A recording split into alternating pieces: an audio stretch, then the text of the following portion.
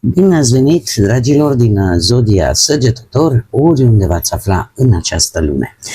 Ca de fiecare dată sunt încântată să fim din nou împreună la o nouă lectură pentru prima perioadă a lunii iulie, perioada cuprinsă între 1 și 5 iulie. Așa că, dragilor, toți cei care aveți nu doar soarele, ci și luna, Venus sau poate ascendentul în Zodia Săgetător, această lectură este de asemenea și pentru voi. Ca de fiecare dată, vă readuc aminte, este totuși o lectură general colectivă, așa că vă rog să luați decât ceea ce va rezona cu voi.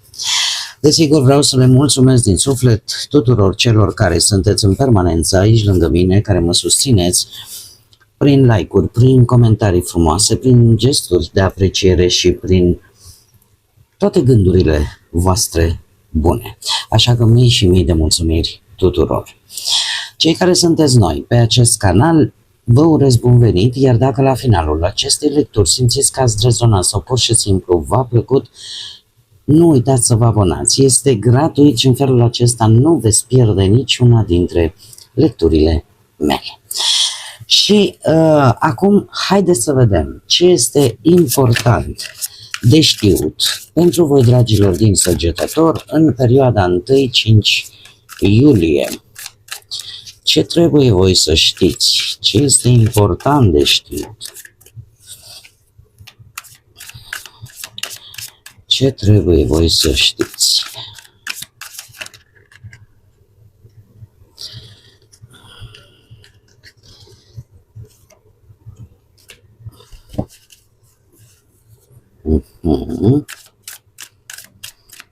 Încă o carte, te rog. Trebuie să aveți mult mai multă încredere în propriul vostru instinct.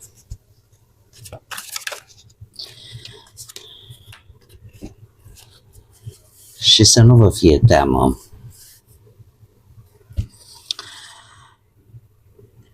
De multe ori ne dăm seama că în interiorul nostru există ceva care, să zicem așa, nu am putea să-l definim sau nu ar putea să fie vizibil, ci mai degrabă simțit. Voi sunteți într-o fază în care trebuie să aveți încredere în această busolă interioară. De ce? Pentru că vă poate ajuta atât în carieră cât și, nu știu, în partea sentimentală, vă va arăta exact direcția în care trebuie să mergeți. Ascultați-vă instinctele. În aceste prime 5 zile și nu vă fie frică să înfruntați provocări.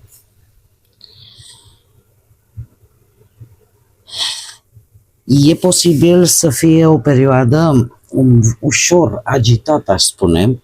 De ce? Pentru că veți avea parte de destul de multe provocări pe care va trebui să le înfruntați cu foarte mult curaj. Asta vă vor ajuta să creșteți, să dobândiți mai multă înțelepciune. Important este să nu vă lăsați. Dacă ar fi într-o singură frază, aș spune, este o perioadă în care instinctul, curajul vă pot ajuta să treceți peste orice provocare. Energie foarte activă și nu e de mirare că este atât de activă. După cum poate mulți dintre voi știți, încă de pe 30 iunie Jupiter intră în Leu, o altă zodie de foc, la fel ca și voi. Jupiter este cel care vă guvernează. Și atunci această energie leonină și cu această forță jupiteriană cumva se va face și la voi simțită. Așa că profitați de dorința voastră de cunoaștere, de dorința voastră de expansiune, ascultați-vă acel ceas, acea busolă internă și nu încercați să nu vă temeți de orice provocare ar apărea în viața voastră, pentru că sunt lucruri, după cum bine vedeți, avem de-a face la nivel mondial cu tot felul de lucruri pe care poate până acum nu ni le-am fi putut imagina. Așa că nu știu cum va fi după 5 iulie, dar în aceste prime 5 zile veți fi destul de activi. Haideți să vedem ce ne spune tarotul. Ce vine pentru dragii mei din Săgetător în perioada 1-5 iulie. Atât pe plan profesional, financiar sau sentimental.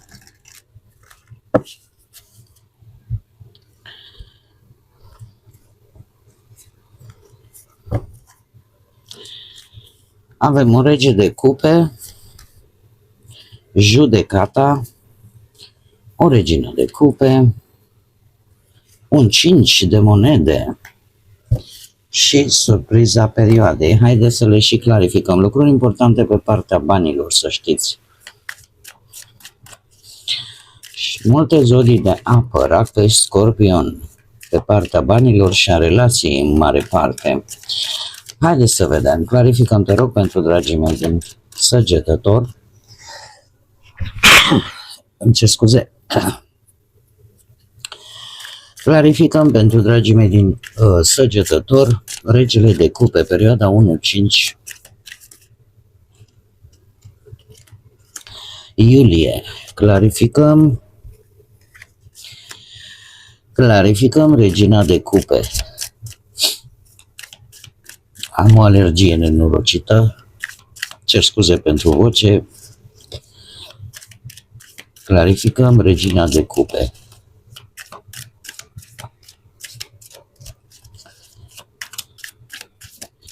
Și cu căldura asta mă preling.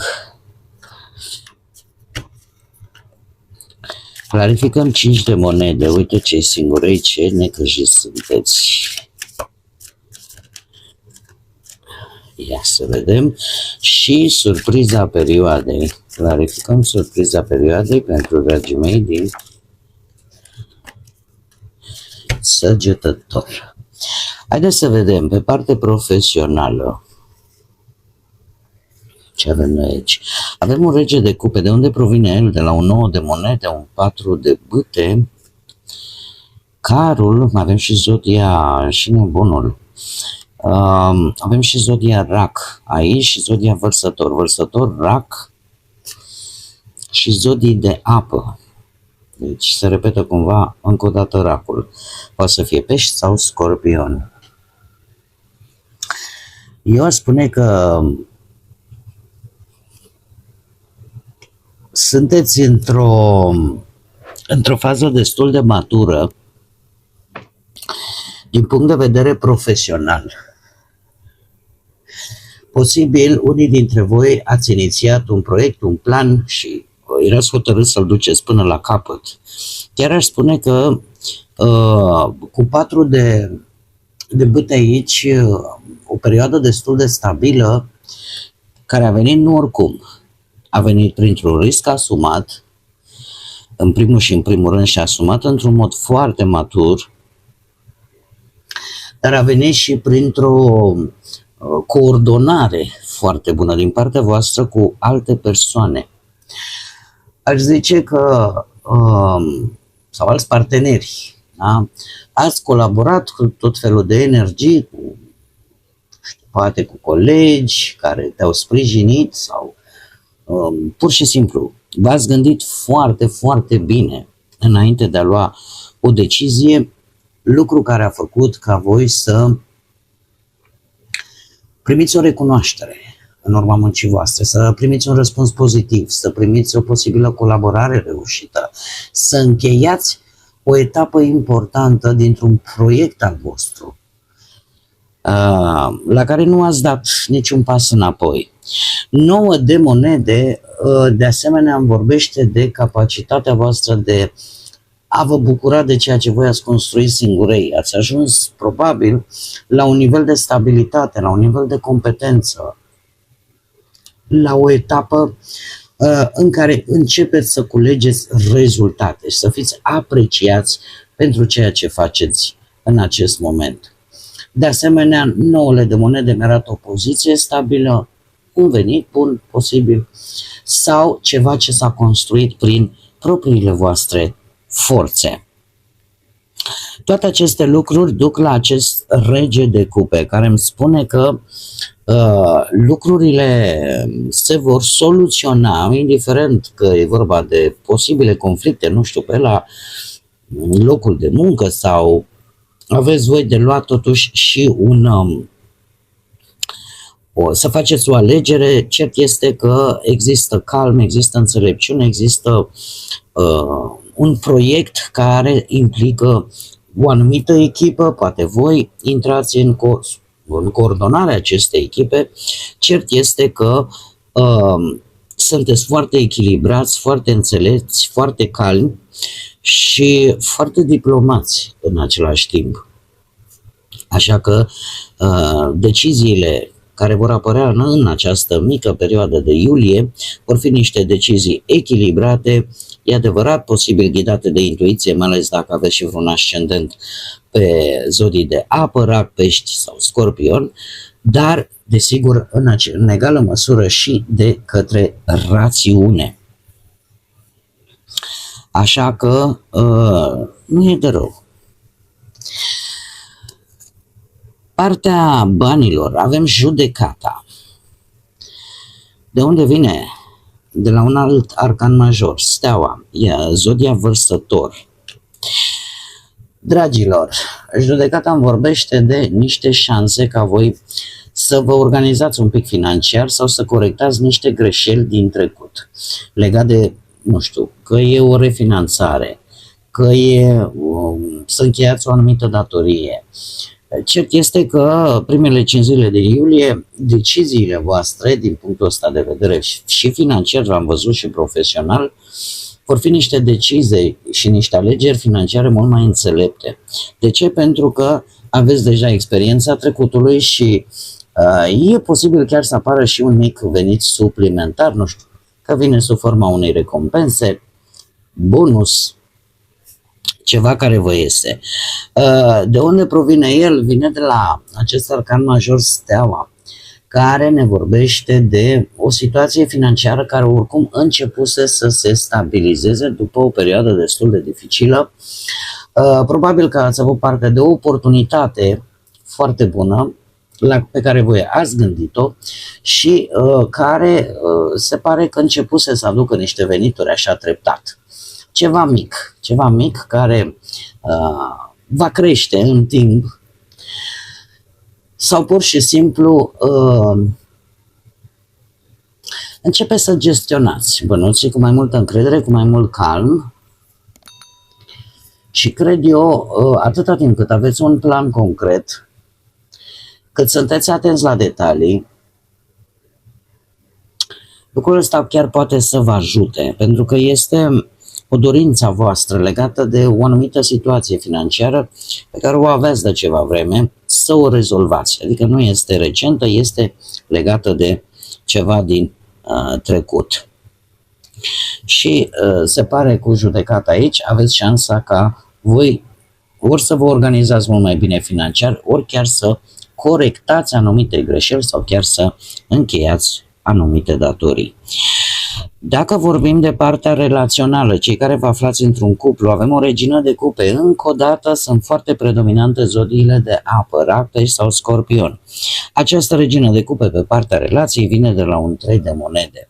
Un 3 de monede care îmi vorbește despre lucruri în echipă. Îmi vorbește despre o relație care crește. Prin faptul că voi colaborați, vă sprijiniți unul pe celălalt. Se pare că aveți un proiect comun, vreți să faceți ceva important împreună, așa că vă planificați, să zicem, poate viitorul. Ați traversat o perioadă în care legătura dintre voi s-a consolidat nu doar prin vorbe, ci și prin acțiuni practice, la modul concret. lucru care duce la această regină de cupe,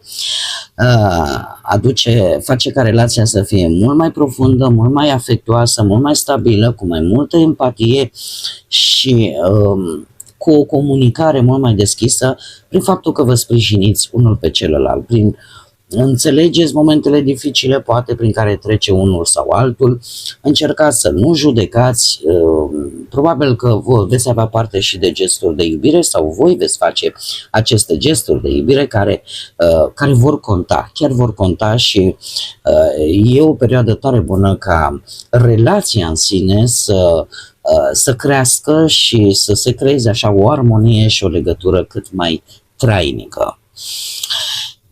Ce este iar interesant la partea celor singuri? Cei singuri sunteți un pic pustiți, așa să spun. De ce? Au fost lucruri probabil nespuse din partea unei energii de aer, Gemeni, Balanță sau Vărsător. Avem aici Marea Preoteasă, Regina de Spade, care duce la acest 5 de monede. Un 5 de monede care îmi vorbește de o lipsă de sprijin. Voi simțiți că nu aveți un sprijin sau simțiți poate că din punct de vedere emoțional că sunteți săraci, ca să spunem așa, de emoții. Pe de altă parte, poate ați devenit deveniți mai temători, mai defensivi atunci când poate cineva încearcă să se apropie din punct de vedere emoțional față de voi și vă simțiți izolați, neînțeleși. Trebuie să știți că toate aceste lucruri au un risc. Poate să fie temporar această stare sau pur și simplu ea se poate prelungi atât de mult încât chiar să vă izolați de tot. Ceea ce nu este de dorit, mai ales că voi sunteți o zodie de foc, voi reprezentați cunoașterea, voi reprezentați expansiunea, aventura, așa că eu sper să fie ceva de moment. De unde provine această stare de însingurare, de a te simți pustit din punct de vedere emoțional? Cum am mai spus, există aici o energie care poate avea legătură cu zodiile de aer, cum am mai spus, Gemeni, Balanță, Vărsător, și care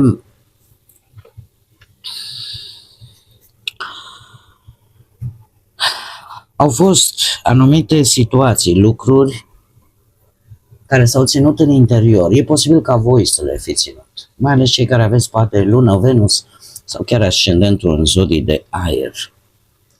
Să fi ținut în interiorul vostru, să fi evitat, nu știu, anumite acțiuni directe, anumite întâlniri, anumite comunicări, tocmai pentru că ați traversat perioade destul de critice de-a lungul vieții sau recent. Iar asta a dezvoltat o anumită dificultate ca voi să vă apropiați emoțional de cineva sau să încercați să vă apropiați de cineva. Cum, de-al minteri, așa cum am mai spus, poate că o energie care cineva aici nu a spus multe lucruri, le-a ținut în interior. Și indiferent care variantă rezonează cu voi, această însingurare sper să fie temporară. Sper să fie temporară, să ieșiți din ea, pentru că,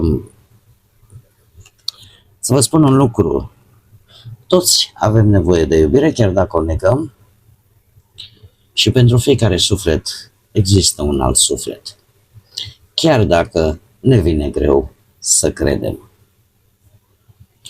Surpriza săptămânii vine cu un 8 de monede provenit de la un 10 de cupe.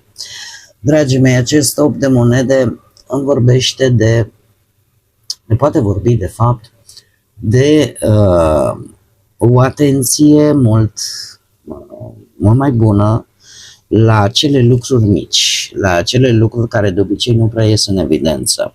Veți avea poate va apărea poate situația în care, nu știu, la locul de muncă sau în orice domeniu al vieții, în care voi veți încerca să vă perfecționați ceva, să vă specializați, unii dintre voi, aș spune, chiar ar putea obține și un job stabil. Pe de altă parte, nu știu, dacă vorbim de partea asta sentimentală, motivați o situație care vă motivează să construiți practic, chiar și împreună, nu știu, ceva, la o casă, la o familie, la un proiect, pe partea asta sentimentală. Veți încerca, veți avea motive să încercați să îmbunătățiți ceea ce aveți în acest moment, să vă susțineți, cum am mai spus, reciproc în relație, cum de-al minteri, e posibil ca unii dintre voi, în mare parte poate cei singurei, să fiți un pic mai concentrați pe dezvoltarea voastră din punct de vedere profesional, iar relația să nu fie neapărat o prioritate principală în aceste 5 zile. 10 de cupe, de unde provine acest 8 de monede, îmi vorbește de faptul că aveți o perioadă de stabilitate, de satisfacție, mai ales pe partea asta muncii. Există o stabilitate chiar și din punct de vedere material, da? În care veniturile sunt sigure, există un venit constant, doar că la voi o să fiți așa un pic, e mult spus obligați, nu obligați, situația va face ca voi să fiți un pic mai atenți, să vă ascultați așa cum bine am văzut instinctul și să nu vă fie teamă, să vă folosiți această energie de foc, chiar dacă ea nu este precum a berbecului sau a leului, dar să profitați de această energie de foc, să acționați, să nu vă pierdeți curajul și, desigur, să fiți atenți la detalii. Încă un lucru, e posibil să vă vină poate un document, citiți absolut tot de pe acel document, nu treceți cu vederea absolut niciun rând. Chiar și litera mică are poate ceva important de spus. Haideți să vedem care este mesajul final pentru voi, dragilor din Săgetători. Un mesaj, foarte multe, mai încercăm. Un mesaj pentru dragii mei din Săgetători, perioada 1-5 iulie. Ia să vedem. Geometrie radiantă. Adevăr, o ordine profundă și un soi de, cum să spun eu, de obicei,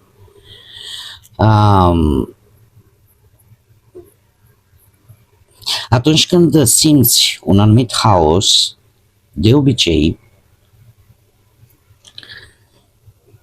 este, cum să zic eu, un soi de model cu care tu nu te-ai mai confruntat, pe care tu încă nu l-ai văzut. Tocmai de aceea vorbim de o geometrie radiantă. Este ceva, este un model mult mai profund. Știți că în orice lucru pe care poate de multe ori nu-l înțelegem, totuși există o anumită ordine. Probabil că voi în aceste zile vă veți confrunta cu situații de genul ăsta, în care simți că ceva pare haotic, dar de fapt este ceva nou și este foarte natural să nu-l poți înțelege din prima.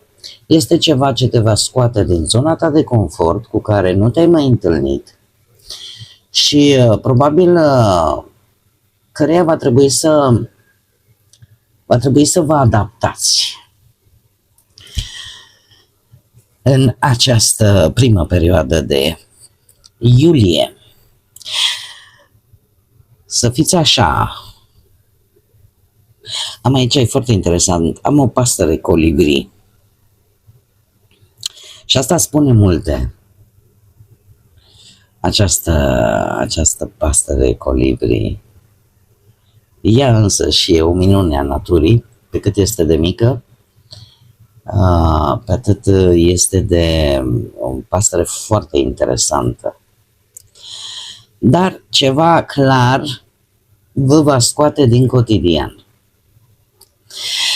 Bun, dragilor, cam acestea au fost mesajele pentru voi. Eu vă mulțumesc tare mult că ați fost alături de mine și până data viitoare când ne vom reîntâlni cu siguranță la următoarea lectură săptămânală, nu uitați, suflete frumoase, să gândiți înalt, să zburați înalt și desigur să lăsați ca pacea, liniștea, credința și iubirea să vă însoțească la fiecare pas.